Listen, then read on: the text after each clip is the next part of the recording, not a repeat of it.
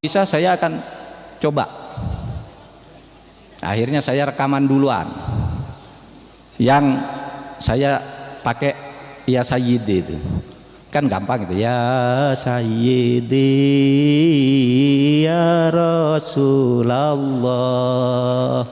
ya man lahul jah indallah innal musiina qad ja'u dzambi yastaghfirunallah. Loh kalau cuma gitu saya bisa, kata Gus Dur. Nah, iya nyanyi Gus. Lalu Gus Dur pakai lagu Sholawat Badar. Apa ini Sholawat Badar? Nah, saya ceritakan dulu sebelum itu. Saudara, sholawat itu memang sudah menjadi cara orang mengekspresikan kecintaan kepada Nabi untuk mengikuti langkah beliau. Dan sholawat itu biasanya sangat menyentuh. Misalnya kalau saudara sholawat tarhib, sholawat tarhim yang sering kita dengar itu ciptaan Mahmud Al-Husari, dekan Fakultas Ilmu Al-Quran di Universitas Al-Azhar tahun 50-an. Tahun 53 dia ke sini lewat Solo, dibajak oleh recorder, pencetak kaset, pabrik kaset rekaman Lokananta di Solo itu dibajak dia karena di sana terkenal bikin sholawat. Lalu disitulah dia direkam pertama kali sholawat tarhim yang sampai sekarang dihafal oleh orang Indonesia. Itu apa? Sholawat tarhim.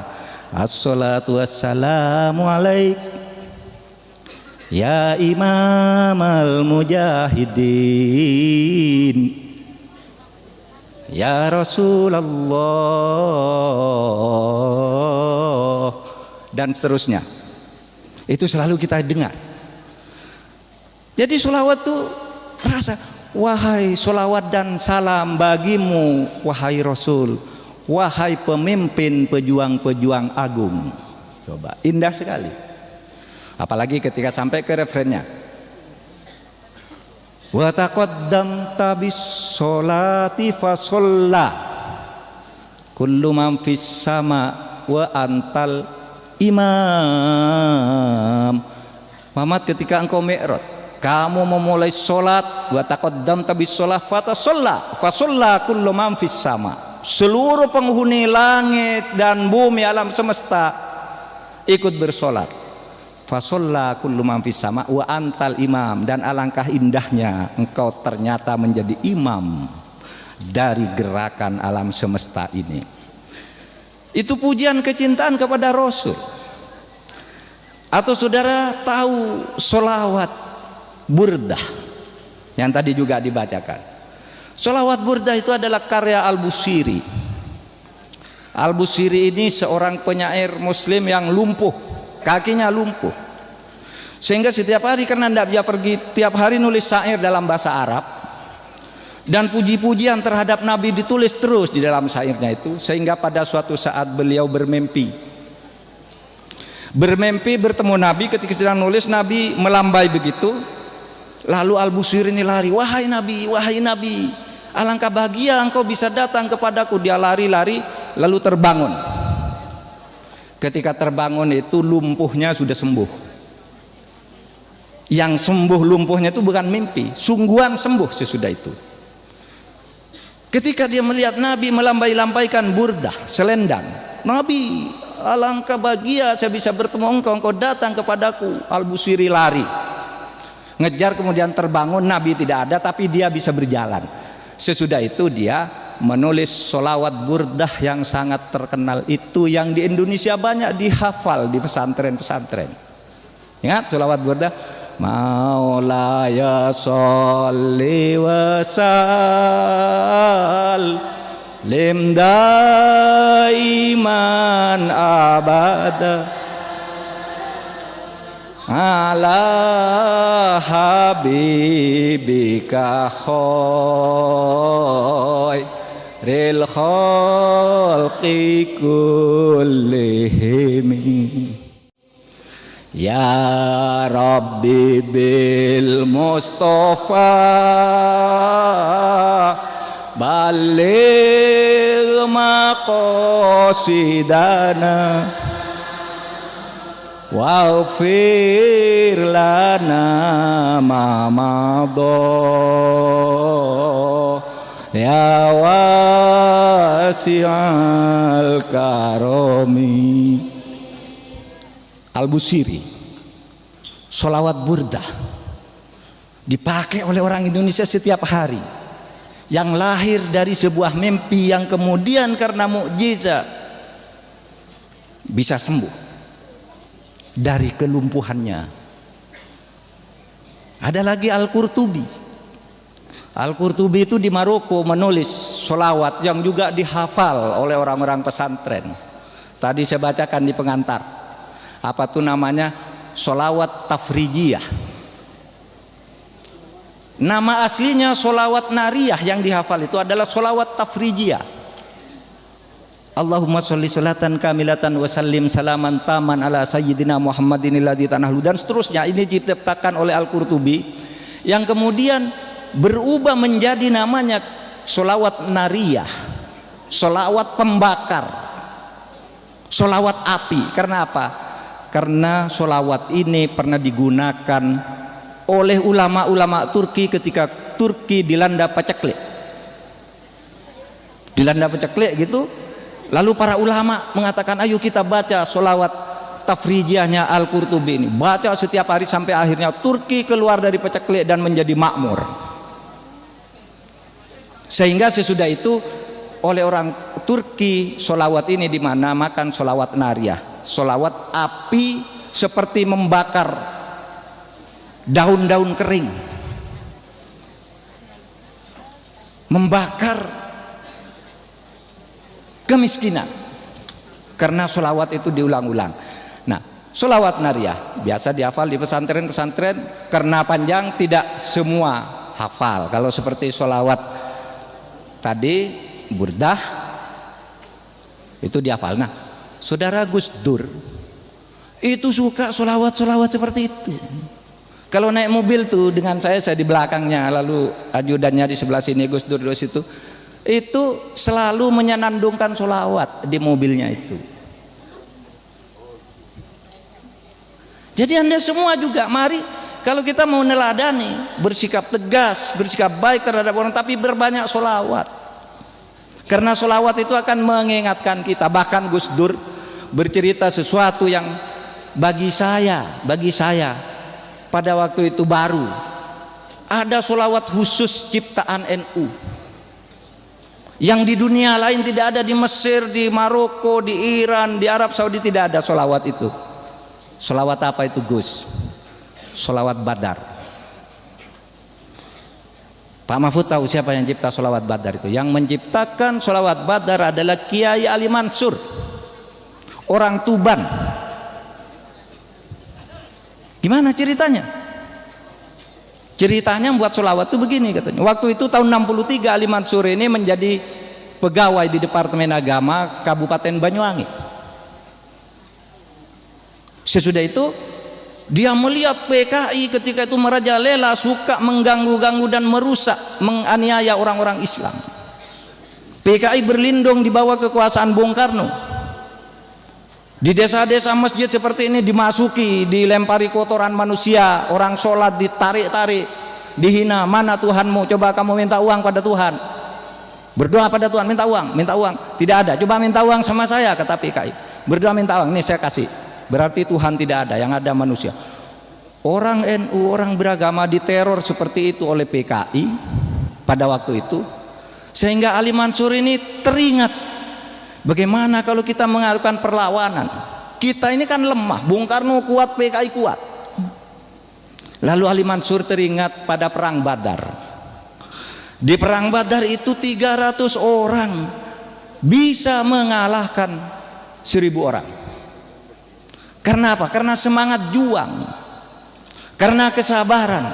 Kamen fiatin qalilatin walabat fiatan katsiratan biidznillah innallaha ma'as sabirin. Coba lihat di dalam sejarah umat manusia betapa banyak orang yang sedikit itu bisa menghantam orang yang banyak dengan izin Allah, asalkan si pejuang itu bersabar. Itulah yang diciptakan oleh Kiai Ali Mansur itu, sehingga muncul lagu Salatullah Salamullah ala Toha Rasulillah, Salatullah Salamullah ala Yasin Habibillah. Nah saudara, bagi yang agak senior seperti saya ini Pak Bupati, atau yang sudah umurnya di atas 50 lah, Sholawat Badar itu dulunya lagu mars, lagu perang, sehingga kalau dinyanyikan itu dengan keras ngelawan PKI. Salatullah Salamullah ala Toha Rasulillah, Salatullah Salamullah ala Yasin Habibillah, sambil berteriak Allahu Akbar Allahu Akbar. PKI dikejar-kejar lari sampai akhirnya PKI jatuh di negara Republik Indonesia ini. Nah, Sholawat Badar itu ternyata lentur sekali ketika tadi menjadi lagu apa? Lagu mars, lagu perjuangan pada tahun 70-an menjadi lagu gembira, tidak lagi perang karena PKI udah kalah, sehingga lagunya berapa? Salatullah Salamullah ala Toha Rasulillah, Salatullah Salamullah ala Yasin Habibillah. Tidak lagi perang, ini lagu enak ini. Duduk-duduk sambil tiduran gitu, dengan menyenandungkan atau mendengar Sholawat Badar seperti itu jadi enak kan, hati sejuk. Tapi kalau tahun 60-an Sholawat Badar untuk berperang. Kalau sekarang Sholawat Badar itu bisa menjadi lagu sedih karena di negeri ini banyak korupsi, lagunya lalu sedih. Kalau Endo ngadakan acara-acara, lagunya di Sholawat Badar ini dilakukan dengan sedih. Salatullah Salamullah ala Toha Rasulillah, Salatullah Salamullah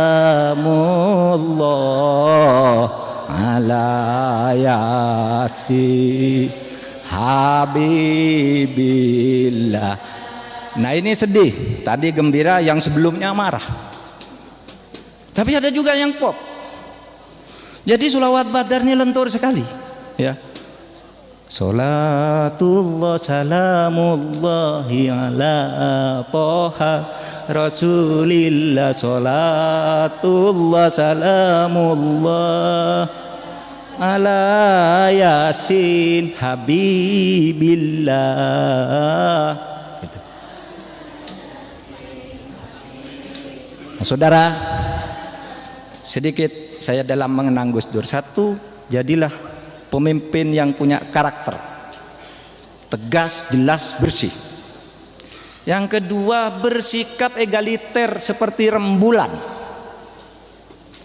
berkarakter tegas, bersih, menegakkan hukum itu matahari, badrun, bersikap egaliter seperti rembulan, dan selalu memberi nasihat, misbahus sudur, kepada orang-orang yang resah. Yang kedua, kalau memberitahu orang itu, kalau Gus Dur itu caranya sangat bijaksana, tidak mendikte, tapi memberitahu dengan cerita-cerita yang lucu. Lalu yang ketiga, beliau ini banyak baca sholawat untuk membimbing dirinya, untuk mendapat sentuhan-sentuhan kerasulan di dalam kepemimpinan itu. Dan kita semua harus berusaha seperti itu. Nah pada akhirnya saya ngajak baca tadi lagi Astaghfirullah Rabbal Baroya untuk mengakhiri pidato saya. Astaghfirullah Rabbal Baroya, Astaghfirullah minal khotoya, Rabbi zidni man nafi'ah wa fikni amalan solihah. Ya ilahi wa maliki anta ta'lam kaifa hali, anta ta'lam kaifa hali fi su'ali wa ikhtiyari fi su'ali wa ikhtiyari.